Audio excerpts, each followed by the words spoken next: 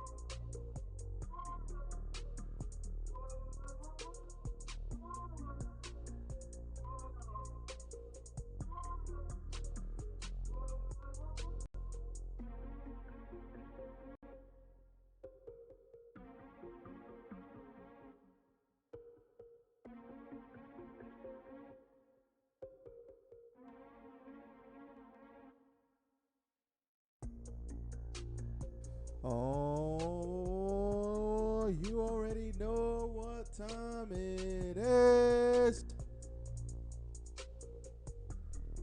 That's right. AEW was last night, and today we are here to talk about it as always. Y'all know how we get down here. Perfect. Let's go. You've activated my trap card. Act like you know, goddammit. But before everything, y'all know what we must do first. Surprise, motherfucker. Check out my socials. As always, follow me.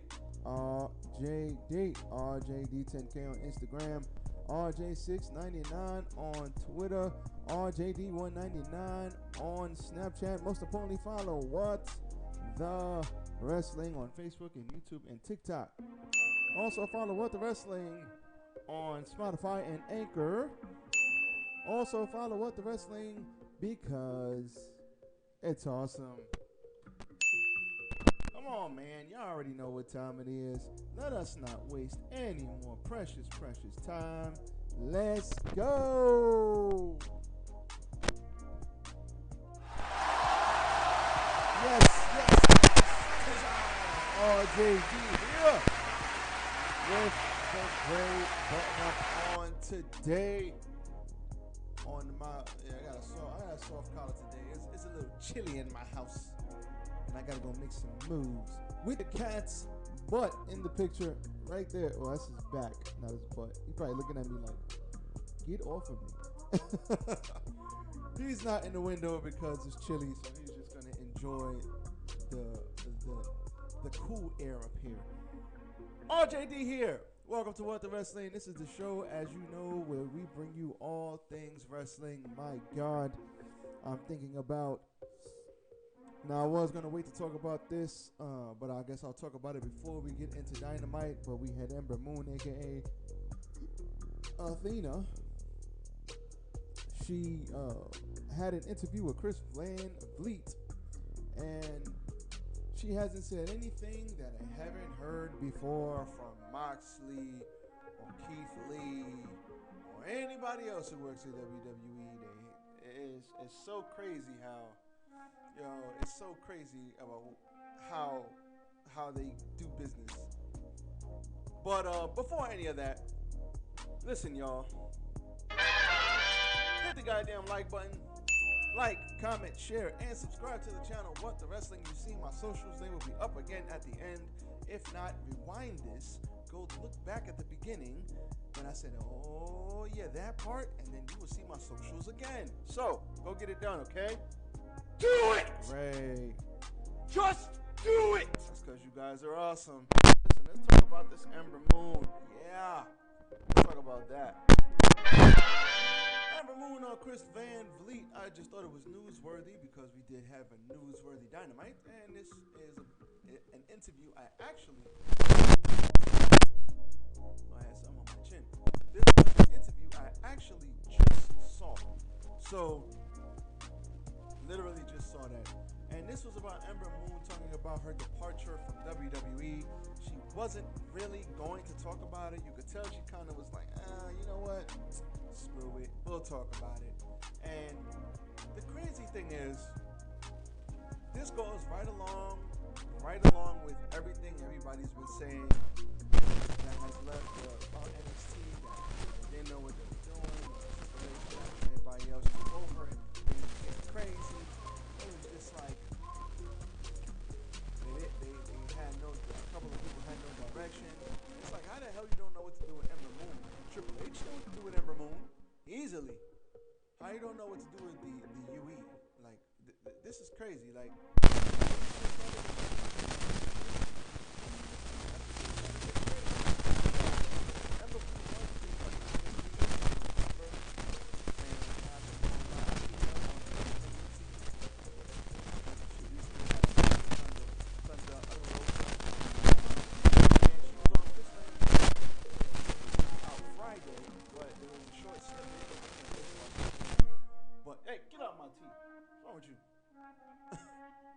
Drink that. Anyway, the interview will be out Friday. Can't wait to read and listen to Athena because she is excellent in the ring. She's excellent at pro wrestling, but somehow they didn't know what to do with her, and it seems like her last months in NXT really sucked. So, and I quote, this is an excerpt from the interview. My last 4 months were just one of those moments that I wasn't having fun anymore. It started with Shotzi being gone and Shotzi being drafted. I was sitting at home. I got a phone call saying, "Hey, we don't want to. I don't want you to be upset, but Shotzi got moved to SmackDown and she's debuting with Tegan Knox." I was like, "But we're a tag team. We have the merch. We're doing fun things, and we had just finally gotten into our groove." And then she continues, "On some level," this was later on in the interview, "on some level I knew that I was leaving and had already gone and bought an extra bag and kept it in the locker room so I could pack all my stuff and leave, and hadn't been there for like a month." And I'm not gonna lie to you, it goes way deeper than that. So I saw this snippet. It's 14 minutes long. Go back and watch it. Chris Van Vliet Shorts. That's the YouTube channel. And literally, she said it started with Shotzi, and then after the show Shotzi stuff, then she was like, okay. So, what am I gonna do now? Then Triple H left, and she didn't know why he had left, but Triple H had told her, listen, I don't even know. She said that Triple H, he didn't even know why they had moved her up. And if you go back and listen to one of my episodes, you will clearly see I said, why the hell would they move up Shotzi and not move up Ember Moon? I said that same thing. And then she had asked one of the writers, the people that were on the phone that called her, she said, "Oh, I had no idea that you and Shotzi were a tag team." She was like, how the hell you didn't know that? Everybody knows that. It's like on the WWE, like she was like, they were on like the main page of WWE, so he was obviously full of shit. And then she was like, being in WWE, you have to play I'm paraphrasing here, but she was like, yeah, you gotta play the game, you have to like eat shit. You have to eat a shit sandwich and smile with shit in your teeth or something like that. So you got to play the political game in WWE. That's just the way it is. So she was like, okay, whatever. Then Triple H leaves. So she loses the tag team partner. Then she loses Shotzi. Then after she loses Shotzi, they basically aren't using her. And then they said, okay, she's home. They give her a call. They said, listen, this is per Vince. Okay. She was like, listen, we need you to dye your hair red, bring back the old Ember Moon. Oh, sorry. Actually, You stupid. before that, she was like, let me just go heal. She said, listen, let me go heal. Let me just lose matches, and then I get frustrated. And then I get so frustrated that I lose it and go heal. And she said, listen, I was part of the old. I'm paraphrasing. She said I was part of the old guard. So I'll put over some new younger talent. I'll put them over, and I'll do my part. Like I'll give myself to them. And she also mentioned she was very giving. She's like, I gave this company my whole right side between my Achilles and my shoulder, which is true. She had shoulder surgery and Achilles tendon surgery. So this girl was beat up for a little while, but she was like, I've been so giving, and you know what? I'll give back. I'll put people over, but let me go heal, and I can help y'all out. So she started losing a couple of matches. She lost one match. She was off TV for 3 weeks. So it's like, okay. So then she's sitting at home. She's like, surprise, motherfucker. She gets a phone call, and the phone call states the guy on the phone says, listen, go back to the old Ember Moon, get the red contacts, dye your hair red. And she said that whole coloring process takes 8 hours to do. I kid you not. That's what she said, and I'm like, nope, not doing that. Oh, hell no! But I don't have any hair, so. But she said that whole process takes 8 hours to do, which is fucking insane. So, moving on. She was like, okay. So she gets back on, so she's about to come to work, and she gets there, and she's like, you know what? She was happy to come to work. They started doing vignettes, the equivalent of vignettes, and she was working with somebody. She was getting all this stuff done. She was going above and beyond. And you know what this kind of sounds like? Malachi Black. Malachi Black said, I was sitting at home. So I was like, let me do these vignettes. Let me not, like, if I'm going to sit at home, let me just, when they call me, I want to have something to present to them. Like, I don't want to just sit at home and wait for them to present something to me. I'll use this time at home to present something to them. So that's what he did.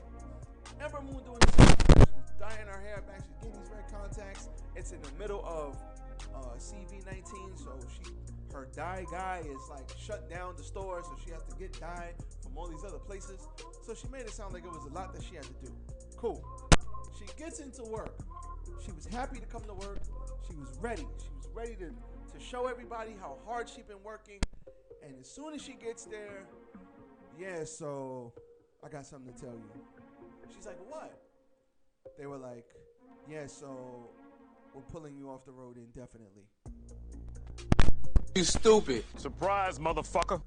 Get the fuck out of here! She was like, what? You know that meme? She was like, what? She was like, she said, what did I do wrong? Like, who did I piss off that you're like shitting on me? And they were like, you didn't do anything wrong. It's just, Vince is taking you off the road. And yeah. So she was like, so I didn't do nothing wrong.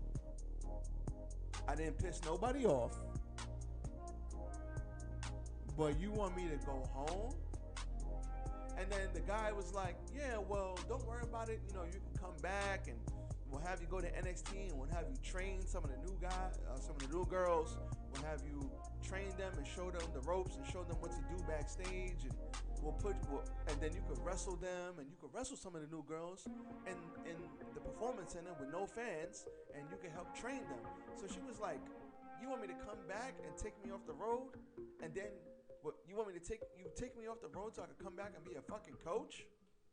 She didn't say fucking, I'm saying fucking. She was like, get the fuck out of here! Stop it. Get some help. She was like, I'm out. She said, don't call me.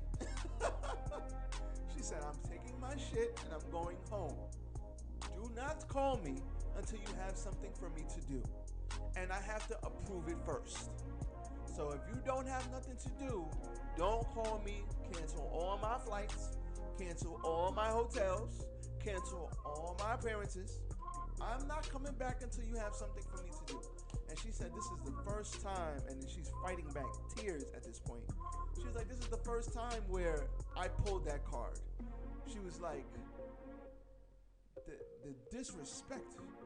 I'm saying that. That was disrespectful, goddammit. Emotional damage. How do you shit on Ember Moon?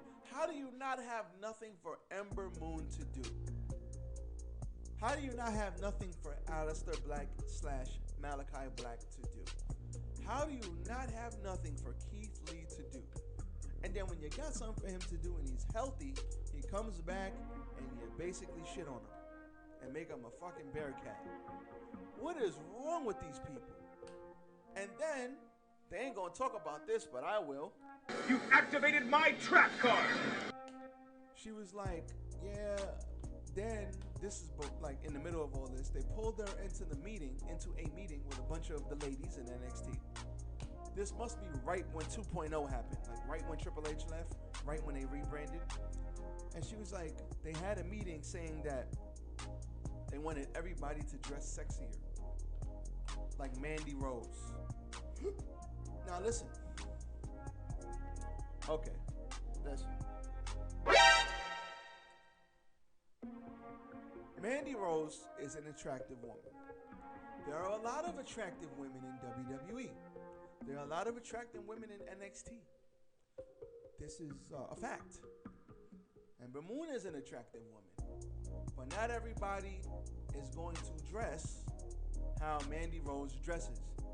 And her words were like short fishnet booty shorts or some shit. Like, I'm paraphrasing, but it was something along the lines of that. You got to go back and watch the interview. But she was like, I'm not going to put on short fishnet booty shorts because you want people to dress sexy. Like, what is this? She was like, nothing against Mandy Rose. I think Mandy Rose is awesome, but not everybody is Mandy Rose, which is a fact. Not everybody can get away with dressing how Mandy Rose dresses. Yes, all the ladies are in shape. All the ladies are attractive. Yes. But not everybody can pull that shit off like Mandy does. Not everybody can do that. Like, Sasha Banks could probably do it. Probably even Charlotte, Becky Lynch, even Bayley. Bayley ain't putting on no short fishnet booty shorts. Like, come on, what are we talking about? Yes, all the ladies are fit and in shape, but not everybody is Mandy. Like she said, not everybody's Mandy Rose. Not everybody's gonna dress like that. So just all the stuff that they put that girl through, well, not even saying that they put her through. That's unfair. All the stuff that they were doing because they were moving in another direction, you still could have used Ember Moon. But this goes along with all the reports. They didn't want wrestlers. They wanted people who had no wrestling experience so they could train them to be sports entertainers. That is the whole thing. And that, respect my authority, is Vince stroking his ego. Oh yeah, pal. Put him in fishnet booty shorts. Yeah, we need everybody to be sexy. Yeah, and make sure you get some blondes. You know how I feel about blondes, pal. Oh man, I joke, I kid, but it's the truth, man. Like, they want things a certain way. Vince he's an old dog, and he's gonna go stick to what he knows. And when him and Bruce Pritchard took over NXT, this is what they know. So it is what it is. So I just thought this was funny. Go back and watch Ember Moon / Athena and her Chris Van Vliet interview. It comes out tomorrow. The short clip is on today. It was very, very interesting. Now, let's talk about Dynamite.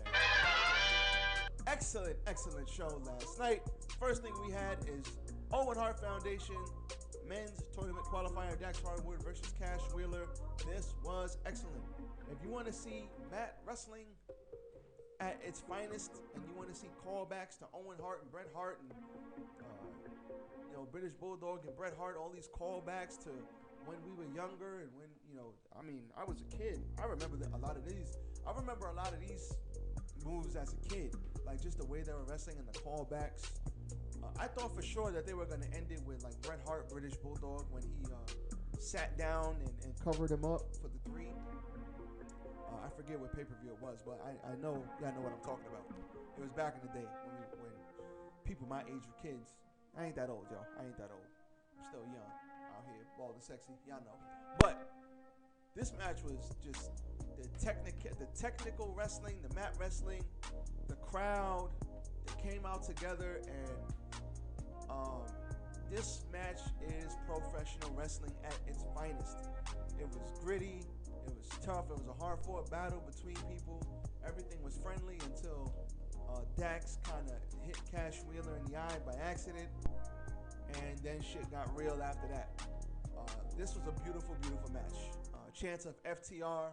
The crowd was going crazy for this. This was awesome. Slingshot powerbomb towards the end. There were a bunch of roll-up reversals, and Dax Harwood, he also had a mean superplex, which was great. CM Punk was out there before the match. He opened the show with his entrance. He was on commentary, and Dax Harwood got the win. Now, Cash Wheeler, not Cash Wheeler, they shook hands and hugged after, so no dissension, no heel turn. This is the first and only time they're going to wrestle each other, they said. Good callbacks to Bret and Owen Hart. Loved it. This, thumbs up for real. Perfect. But CM Punk was out there. He basically cut a promo on Hangman. And he said, I can't promise you I'm going to win, but I'm going to promise you that Hangman will know he was in a fight. That's all I need to know. Hangman get well soon. He got the Rona, so he was not on Dynamite. The show had to be heavily rewritten because he was unavailable. But I am glad that he's okay. Hopefully he makes it back A-okay, no problems. But this was great. So CM Punk throwing shots. Shots fired! Shots fired! And that was that. Then we had a trios match. Blackpool Combat Club versus The Factory. QT Marshall, Aaron Solo, Nick Comoroto. This was great. This was basically a Wheeler Yuta showcase. Wheeler Yuta got a humongous pop because he's from Philly and they were in Philly. So he got the hometown pop. Moxley delivered a half and half suplex to QT Marshall. He landed directly on his head. That had to suck. Regal also put over Solo as a competitor, which was great. And Regal, not Wheeler, and Wheeler Yuta got the win as he did a very creative pin sequence that is very hard to kick out of. So he got the win after a series of elbows to the throat. So that was pretty cool. Good. I feel good for Wheeler Yuta. Backstage we had Ruby Riott, and Tony Storm, Jamie Hayter, and Britt Baker. They cut ass on each other, and basically Britt Baker said, "Listen, we could beat you up now," but Tony Storm said, "Well, my little friend has something to say about that." Then Ruby Riott was like, "Yo, every new girl that comes to AEW, y'all think y'all can bully them. Well, you know what? We're gonna kick y'all ass." Then she said, "No, we're not gonna fight y'all right now. We're gonna go to catering." You know a little bit about that, right, Ruby? Well, that's what you are most of the time. So more shots fired. Shots fired! Shots fired! Then we had Jurassic Express and Christian out there talking about Jungle Boy, and Jungle Boy was like, "Yeah, man, I don't want to sound like a sore loser, but it really messed me up losing that match." And then Christian said, "Listen, you don't sound like a sore loser. You are a loser." Stupid. But then he cleaned it up and he said, "Listen, put that belt over your shoulder like you're supposed to. Stand up straight like a champion, young boy, young brother." And he did. And then he said, "Y'all gonna go get him next time. Y'all still the tag team champions. We have a challenge for anybody in the top 5." And then here comes Ricky Starks and Powerhouse Hobbs. And they basically said, "Listen, we'll take y'all both on, and Team Taz's gonna kick your ass. We out." Pretty cool segment. That was great. Then we had Wardlow versus Lance Archer. This was great. This is how two big men should fight. Not gonna lie. Oh, yeah! This got me so excited. I have never been so happy to see Lance Archer and fight anyone, because him and Wardlow did their thing. Wardlow started off with a freaking Hurricane Rana. Yes, Wardlow, about 6'4", 260 pounds of solid muscle. And he did a Hurricane Rana, the first thing he did in the damn match. which was great. He came out to no music. MJF was like, cut my music, bring out the War Dog, and then he came back, and that was that. Lance Archer. This match started with Lance Archer basically throwing himself over the goddamn rope and wiping out security, Undertaker style. Then they get back in the ring and Wardlow does a goddamn Hurricane Rana. They fight for a little while, just beating the snot out of each other. Then Lance Archer walks the ropes and then from there does a freaking backflip. He walks the ropes like the Undertaker, you know, the twist of the arm, the walking the ropes. And he is a very large man. He's every bit of 6'8", 280 pounds. And he did a freaking moonsault off the ropes like it was nothing. Easy work. Impressive. Wardlow, he then, a little bit later, put Wardlow in the blackout, and Wardlow kicked out. How dare you? I never seen anybody kick out of the blackout. Respect my authority! Put over Wardlow's efficiency, and then came the power bombs. Wardlow was over like October in this goddamn segment. The first power bomb, the crowd went apeshit. Second power bomb, third power bomb, 4 power bombs. Power bomb symphony. Lance Archer is a very large man, and Wardlow is also a very large man, and that was spectacular. This is how two big men should fight, goddammit. Two big beefy men doing what two big beefy men do. Beat the snot out of each other. Old school style. I loved it. I love this. Later on, MJF was upset. He screamed at the girl who was doing the interview, and he got on the phone and said, "Hey man, how would you like to make $1 million for one night's work?" He's like, "All right, cool." He said, "Listen, War Dog, I've got somebody next week he's bigger than you, he's stronger than you, and you know what? You can't teach that." Stop the cap. Damn, son, where'd you find this? So Big Cass will be coming in next week. Hopefully he got Enzo with him. That would be great. That would be great. Big Cass, W. Morrissey, Cass XL, all the same person. He will be coming back from Impact to join AEW for one night only, probably a one-off next week. I am very, very excited about that. Nice. Now, Jericho Appreciation Society sits down with Eddie Kingston and Santana and Ortiz. Shout out to LAX, baby. Shout out to New York. Now listen. Respect my authority! 2 people who shined right here, Garcia and Eddie Kingston. Jericho Appreciation Society came down. They basically said, listen, everybody came to see Jericho last week and you robbed us of that chance. Get down here and apologize. Eddie Kingston came down with LAX. LAX is like, listen, you know what? You forgot who brought you here. You forgot who helped you out when you were down. You forgot where you came from. And you know what? I got something for you. Wait, here it is. Middle finger. Then Santana. Wait, I got something for you. Wait, I swear I do. Middle finger. Then Santana. Then Eddie Kingston.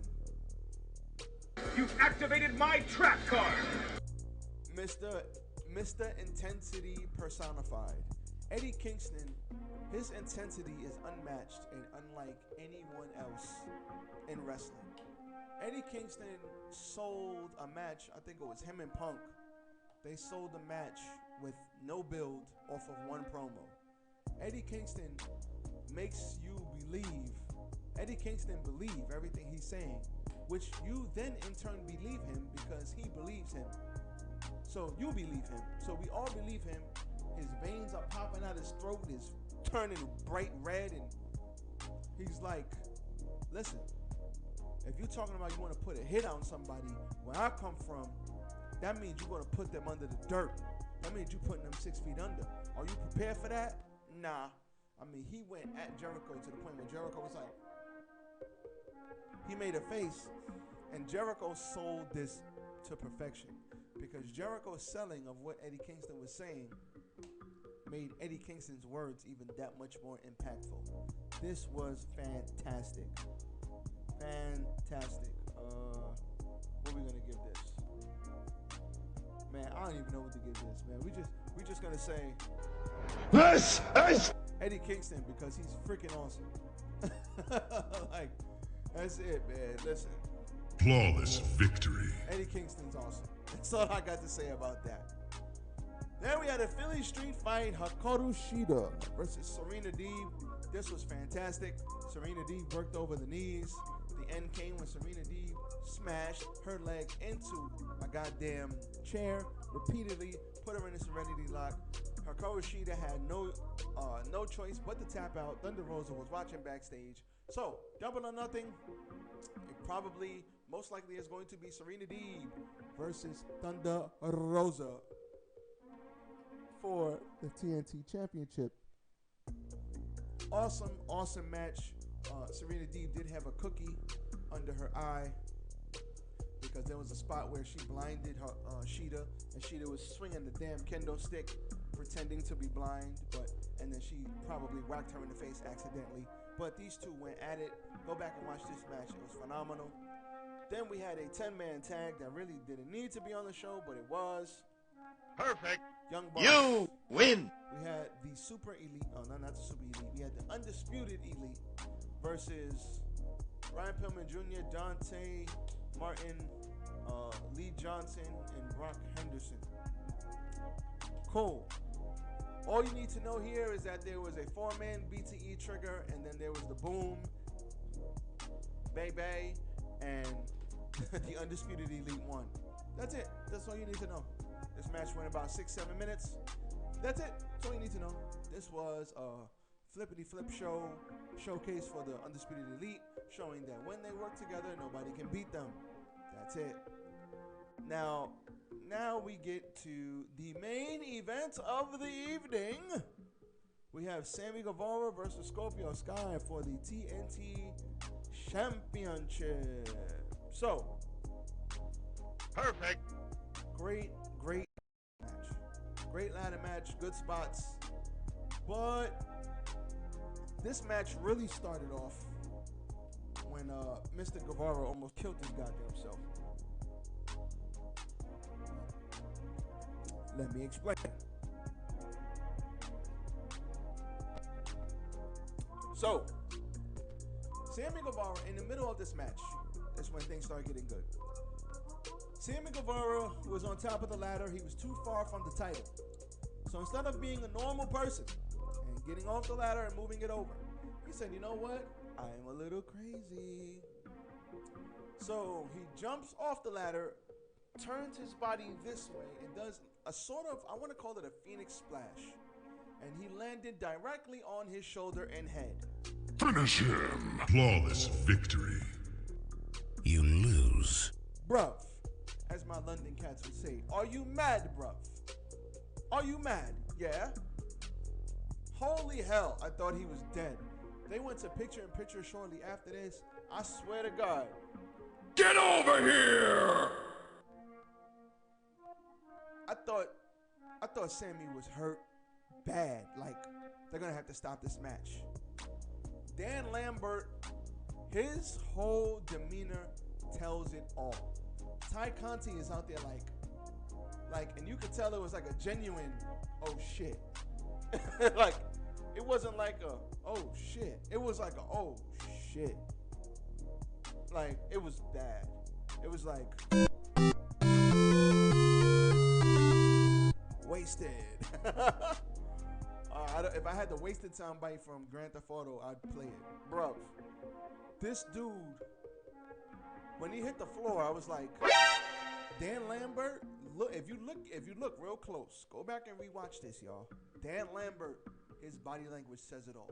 He looks and he turns around and goes, he just shakes his head because of the unnecessary risk that Sammy took. I love Sammy, man. I just hope he's okay, because I know today is Thursday and I know he is feeling like he was in a car crash. If that brother got out of bed today, I would be shocked. I would be shocked. But shortly after that, they went to picture-in-picture. During the picture-in-picture, they were talking to him. They were talking to him. They were giving him time to rest. Scorpio Sky went up the ladder, and he kind of tilted the ladder over so Scorpio Sky could fall. they did that so that Sammy could get more time to recover. Sammy Guevara said he was okay because they didn't stop the match, the show, and he finished the match. They just kept going. So I hope he doesn't have a concussion. I hope he's not dead. Playing around jokefully, but I know he's okay. But, bruv. Wow. Man, Sammy Guevara has brass balls because that, to continue after I know his shoulder and his head was killing him. And the next thing he does after he tilts off the ladder, tilts Scorpio Sky off the ladder, he does a springboard onto a ladder and jumps and gets caught with the TKO. And he gets caught with a TKO cutter from Sammy Guevara off the top of a ladder. What? What are we doing? I was like, what are we doing? Come get some. What am I watching right now? Shortly after that, Dan Lambert, shortly after that, what's the name, gets in the ring. Sammy gets up shortly after that, gets Dan Lambert in there. Dan Lambert comes in, but Paige Van Zant comes in. No, Dan Lambert gets pulled in. He pushes Sammy, turns around and gets kicked in the nuts by Ty Conti. That had to hurt. You've activated my trap card! So then they sent out Paige Van Zant. So Paige Van Zant is fighting with Ty Conti. The crowd's going apeshit. And then Scorpio Sky is fighting right alongside those two with Sammy. So the crowd is going apeshit. It was awesome. Then they had this very creative spot where Ty Conti is on Scorpio Sky's neck. Paige Van Zant is on Sammy Guevara's neck, and they climb the ladder, and they're all hitting each other. That was fire.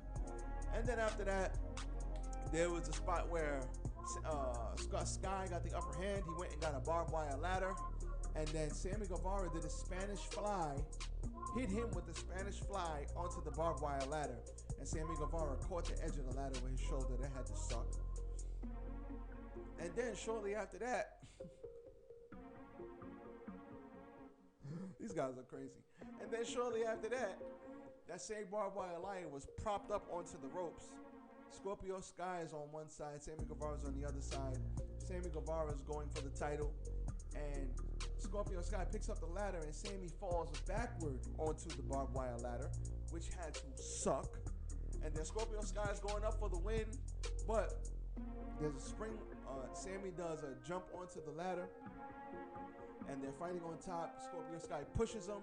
The crowd goes crazy, and Scorpio Sky wins.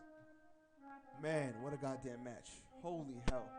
Holy hell. I mean, this match was brutal. Brutal, but to both guys.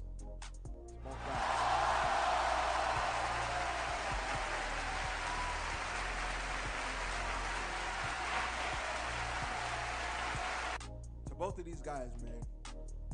This was one hell of a ladder match. I'm going to go back and rewatch it myself just because it was craziness. It was craziness, pure craziness. And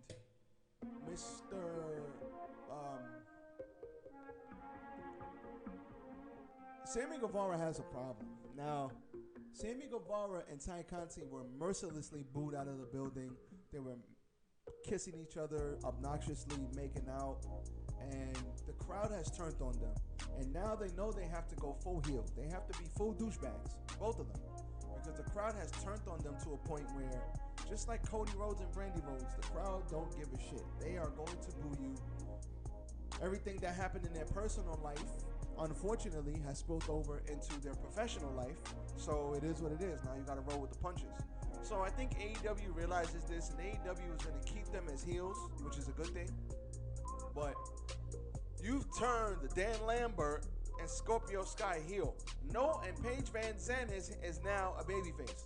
There's no way Dan Lambert should be a babyface. But the crowd hates Sammy so much. They wanted Scorpio Sky to win. That's not the type of heel you want. You want a heel that people actually hate. Tommaso Ciampa, great example. We love to hate him when he was at his worst. Triple H back in the day. We love to hate Triple H. We knew he was good. We just wanted to hate him. Edge, another great one.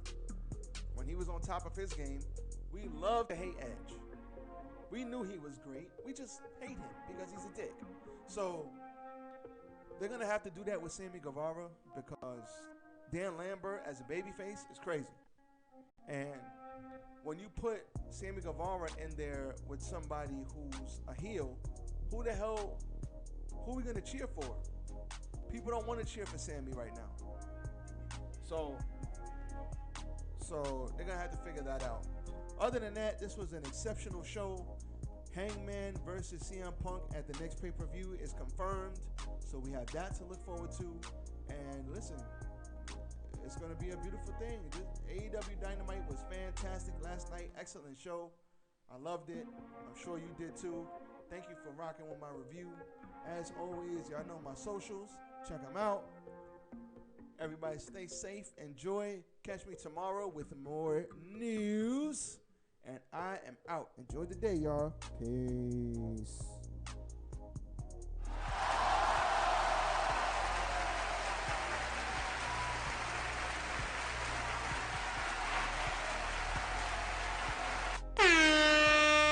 Dom DeMarco.